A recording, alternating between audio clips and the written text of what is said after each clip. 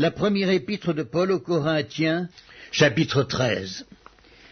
Quand je parlerai les langues des hommes et des anges, si je n'ai pas la charité, je suis un airain qui résonne ou une cymbale qui retentit.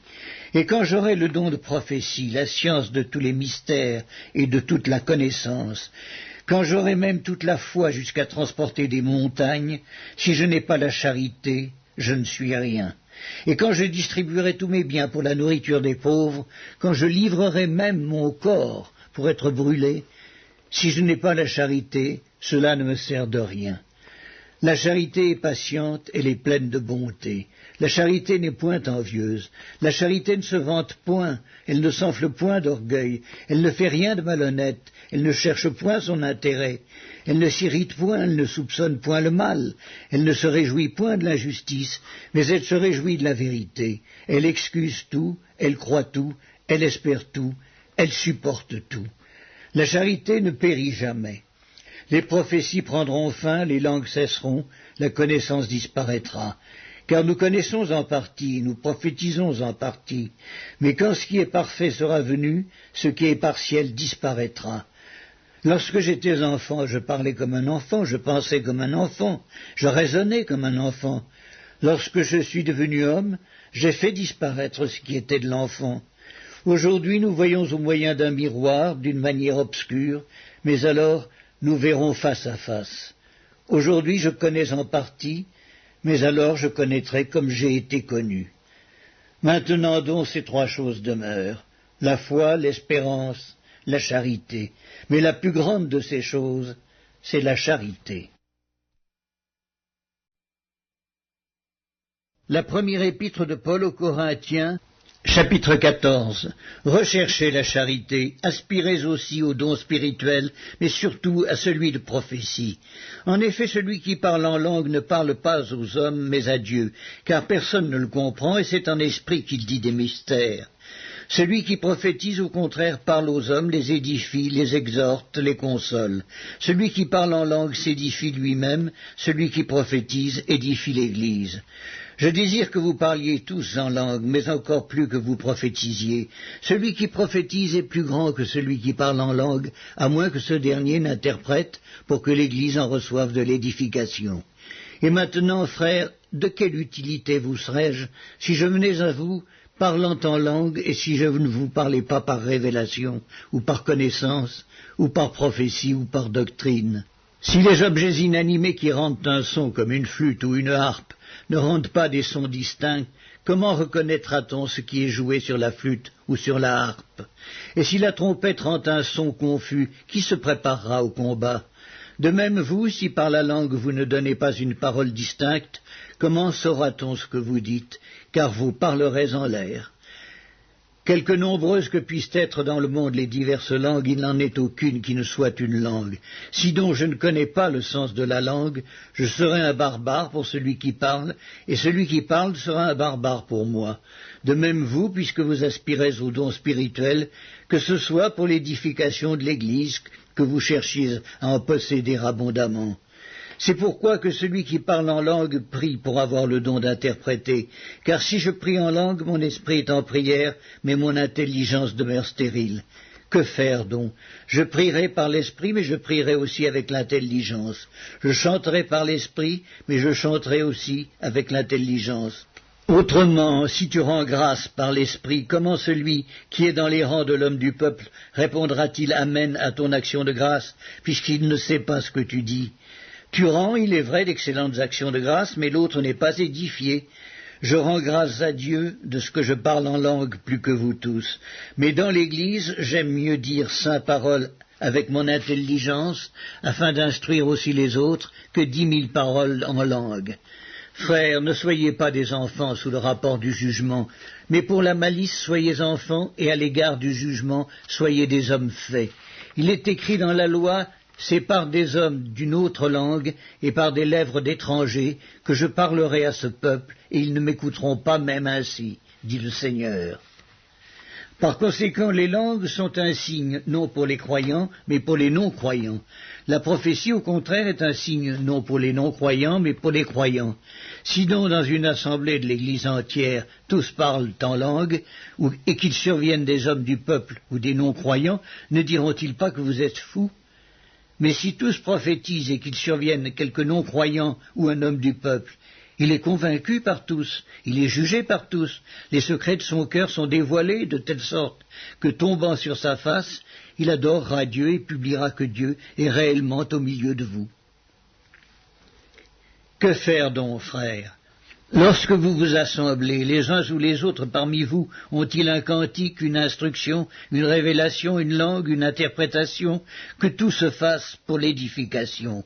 En est-il qui parlent en langue, que 2 ou 3 au plus parlent, chacun à son tour, et que quelqu'un interprète? S'il n'y a point d'interprète, qu'on se taise dans l'Église et qu'on parle à soi-même et à Dieu. Pour ce qui est des prophètes, que 2 ou 3 parlent et que les autres jugent. Et si un autre qui est assis a une révélation, que le premier se taise. Car vous pouvez tous prophétiser successivement, afin que tous soient instruits et que tous soient exhortés. Les esprits des prophètes sont soumis aux prophètes, car Dieu n'est pas un Dieu de désordre, mais de paix. Comme dans toutes les églises des saints, que les femmes se taisent dans les assemblées, car il ne leur est pas permis d'y parler, mais qu'elles soient soumises selon que le dit aussi la loi. Si elles veulent s'instruire sur quelque chose, qu'elles interrogent leur mari à la maison, car il est malséant à une femme de parler dans l'église. Est-ce de chez vous que la parole de Dieu est sortie, ou est-ce à vous seul qu'elle est parvenue? Si quelqu'un croit être prophète ou inspiré, qu'il reconnaisse que ce que je vous écris est un commandement du Seigneur, et si quelqu'un l'ignore, qu'il l'ignore. Ainsi donc, frères, aspirez au don de prophétie, et n'empêchez pas de parler en langue, mais que tout se fasse avec bienséance et avec ordre. La première épître de Paul aux Corinthiens, chapitre 15. Je vous rappelle, frères, l'évangile que je vous ai annoncé, que vous avez reçu, dans lequel vous avez persévéré, et par lequel vous êtes sauvés, si vous le retenez tel que je vous l'ai annoncé. Autrement, vous auriez cru en vain. Je vous ai enseigné avant tout, comme je l'avais aussi reçu, que Christ est mort pour nos péchés, selon les Écritures, qu'il a été enseveli, et qu'il est ressuscité le 3e jour, selon les Écritures, et qu'il est apparu à Céphas, puis aux 12. Ensuite il est apparu à plus de 500 frères à la fois, dont la plupart sont encore vivants et dont quelques-uns sont morts. Ensuite il est apparu à Jacques, puis à tous les apôtres. Après eux tous, il m'est aussi apparu à moi, comme à l'avorton, car je suis le moindre des apôtres. Je ne suis pas digne d'être appelé apôtre, parce que j'ai persécuté l'Église de Dieu. Par la grâce de Dieu, je suis ce que je suis, et sa grâce envers moi n'a pas été vaine. Loin de là, j'ai travaillé plus qu'eux tous, non pas moi toutefois, mais la grâce de Dieu qui est avec moi.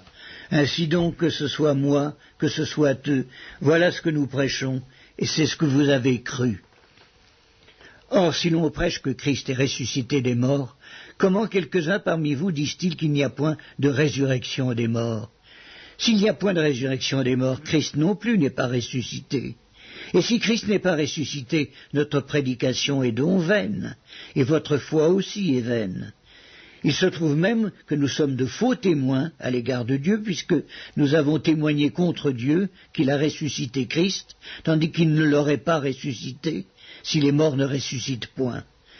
Car si les morts ne ressuscitent point, Christ non plus n'est pas ressuscité. Et si Christ n'est pas ressuscité, votre foi est vaine.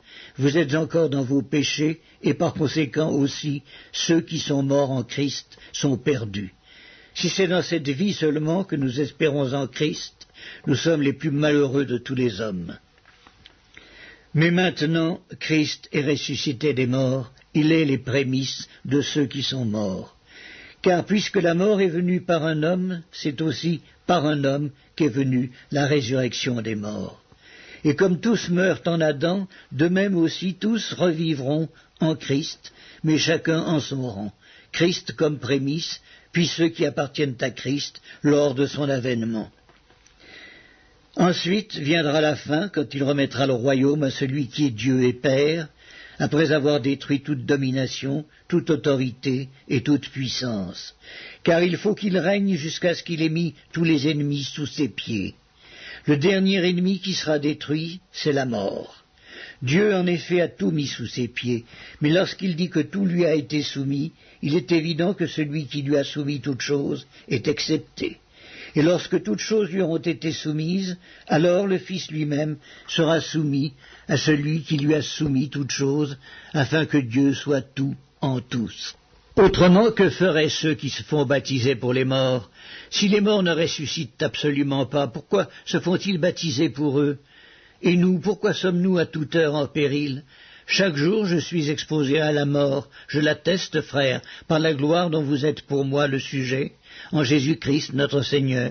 Si c'est dans des vues humaines que j'ai combattu contre les bêtes à Éphèse, quel avantage m'en revient-il? Si les morts ne ressuscitent pas, mangeons et buvons, car demain nous mourrons. Ne vous y trompez pas, les mauvaises compagnies corrompent les bonnes mœurs. Revenez à vous-même comme il est convenable et ne péchez point, car quelques-uns ne connaissent pas Dieu, je le dis, à votre honte. Mais quelqu'un dira, comment les morts ressuscitent-ils et avec quel corps viennent-ils? Insensé, ce que tu sèmes ne reprend point vie s'il ne meurt. Et ce que tu sèmes, ce n'est pas le corps qui naîtra, c'est un simple grain, de blé peut-être, ou de quelque autre semence. Puis Dieu lui donne un corps comme il lui plaît, et à chaque semence, il donne un corps qui lui est propre. Toute chair n'est pas la même chair, mais autre est la chair des hommes, autre celle des quadrupèdes, autre celle des oiseaux, autre celle des poissons. Il y a aussi des corps célestes et des corps terrestres, mais autre est l'éclat des corps célestes, autre celui des corps terrestres. Autre est l'éclat du soleil, autre l'éclat de la lune, et autre l'éclat des étoiles. Même une étoile diffère en éclat d'une autre étoile. Ainsi en est-il de la résurrection des morts. Le corps est semé corruptible, il ressuscite incorruptible. Il est semé méprisable, il ressuscite glorieux. Il est semé infirme, il ressuscite plein de force. Il est semé corps animal, il ressuscite corps spirituel. S'il y a un corps animal, il y a aussi un corps spirituel. C'est pourquoi il est écrit, le premier homme, Adam, devint une âme vivante. Le dernier Adam est devenu un esprit vivifiant. Mais ce qui est spirituel n'est pas le premier, c'est ce qui est animal. Ce qui est spirituel vient ensuite. Le premier homme tiré de la terre est terrestre, le second homme est du ciel. Tel est le terrestre, tels sont aussi les terrestres, et tel est le céleste, tels sont aussi les célestes. Et de même que nous avons porté l'image du terrestre, nous porterons aussi l'image du céleste. Ce que je dis, frères, c'est que la chair et le sang ne peuvent hériter le royaume de Dieu, et que la corruption n'hérite pas l'incorruptibilité. Voici, je vous dis un mystère, nous ne mourrons pas tous, mais tous nous serons changés en un instant, en un clin d'œil, à la dernière trompette. La trompette sonnera et les morts ressusciteront incorruptibles, et nous serons changés. Car il faut que ce corps corruptible revête l'incorruptibilité, et que ce corps mortel revête l'immortalité. Lorsque ce corps corruptible aura revêtu l'incorruptibilité, et que ce corps mortel aura revêtu l'immortalité, alors s'accomplira la parole qui est écrite. La mort a été engloutie dans la victoire. Ô mort, où est ta victoire? Ô mort, où est ton aiguillon? L'aiguillon de la mort, c'est le péché, et la puissance du péché, c'est la loi. Mais grâce soit rendue à Dieu qui nous donne la victoire par notre Seigneur Jésus-Christ.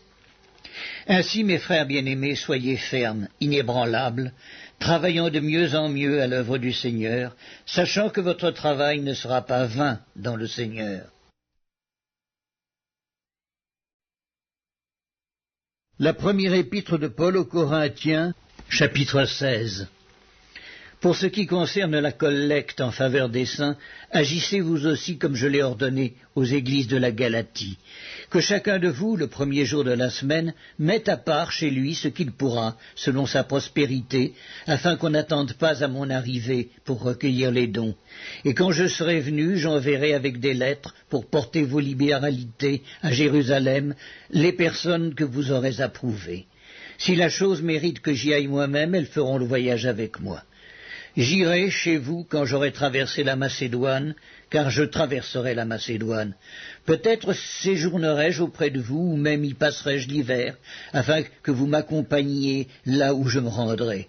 Je ne veux pas cette fois vous voir en passant, mais j'espère demeurer quelque temps auprès de vous, si le Seigneur le permet.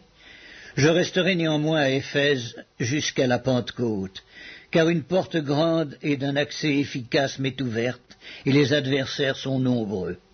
Si Timothée arrive, faites en sorte qu'il soit sans crainte parmi vous, car il travaille comme moi à l'œuvre du Seigneur. Que personne donc ne le méprise, accompagnez-le en paix, afin qu'il vienne vers moi, car je l'attends avec les frères. Pour ce qui est du frère Apollos, je l'ai beaucoup exhorté à se rendre chez vous, mais ce n'était décidément pas sa volonté de le faire maintenant. Il partira quand il en aura l'occasion. Veillez, demeurez fermes dans la foi, soyez des hommes, fortifiez-vous, que tout ce que vous faites se fasse avec charité. Encore une recommandation que je vous adresse, frères. Vous savez que la famille de Stéphanas est les prémices de l'Achaïe, et qu'elle s'est dévouée au service des saints. Ayez de la déférence pour de tels hommes, et pour tous ceux qui travaillent à la même œuvre. Je me réjouis de la présence de Stéphanas, de Fortunatus et d'Achaïcus.